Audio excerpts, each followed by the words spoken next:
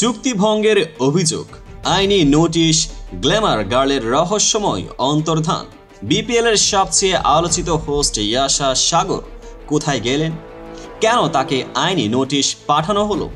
আর কেনই বা তিনি হুট করে দেশ ছেড়ে পালিয়ে গেলেন? আজকের ভিডিওতে সবকিছুই জানাবো বিশ্লেষণ সহ, তাই ভিডিওটি একদম শেষ পর্যন্তই দেখুন।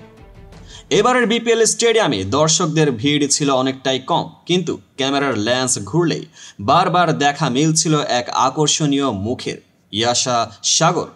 কানাডিয়ান এই মডেল কন্যা চিটাগং কিংসের হোস্ট হিসেবে বিপিএলে যোগ দিয়েই যেন লাইমলাইট কেড়ে নিয়েছিলেন। তার গ্ল্যামার, তার উপস্থাপনা, তার হাস্যোজ্জ্বল উপস্থিতি দর্শকদের মুগ্ধ করেছিল। কিন্তু ঠিক তখনই এলো অপ্রত্যাশিত মোড়। চিটাগং কিংসের স্বত্বাধিকারী সামির কাদের চৌধুরী ইয়াশার সঙ্গে একটি চুক্তি করেছিলেন 10 ডিসেম্বর। চুক্তির শর্ত অনুযায়ী শুধু উপস্থাপনা নয়, স্পন্সরদের promotional shoot, branding, sponsor dinner এসবেও তার থাকতে হবে। কিন্তু বিপত্তি বাঁধে এখানে। ইয়াশা নাকি স্পন্সর ইভেন্টে উপস্থিতই হননি, চুক্তির 9 নম্বর ধারা লঙ্ঘন করেছেন। আর তার এই উদাসীনতার ফলে আর্থিক ক্ষতির সম্মুখীন হয়েছে চিটাগং কিংস। ফলাফল একেবারে লিগ্যাল নোটিশ। 2 ফেব্রুয়ারি ইয়াশাকে নোটিশ পাঠানো হয়, বলা হয় 48 ঘন্টার মধ্যে সমস্যার সমাধান করতে হবে। 3 ফেব্রুয়ারি তিনি কোনো ঘোষণা ছাড়াই হোটেল থেকে উধাও, ফোন বন্ধ, কোথাও খোঁজ নেই। পরে জানা যায় তিনি ভারতে চলে গেছেন। প্রশ্ন হচ্ছে, কেন?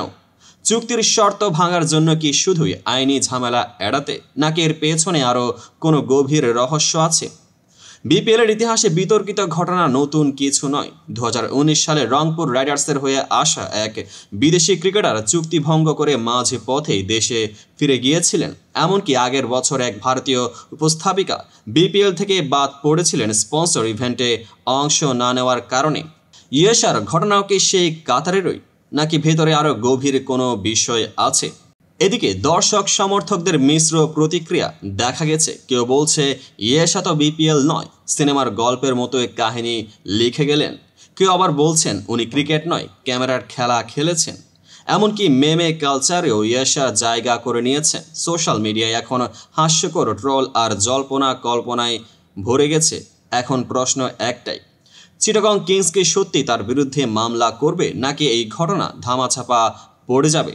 ইয়াশা কি মিডিয়ার সামনে এসে নিজের দিক ব্যাখ্যা করবেন, নাকি এই বিতর্কিত অধ্যায়কে পিছনে ফেলে ক্যারিয়ার নতুনভাবে শুরু করবেন? উত্তর এখনও অজানা। তবে এক জিনিস নিশ্চিত, বিপিএলের ইতিহাসে এটা অন্যতম বড় এক রহস্য হয়ে থাকবে।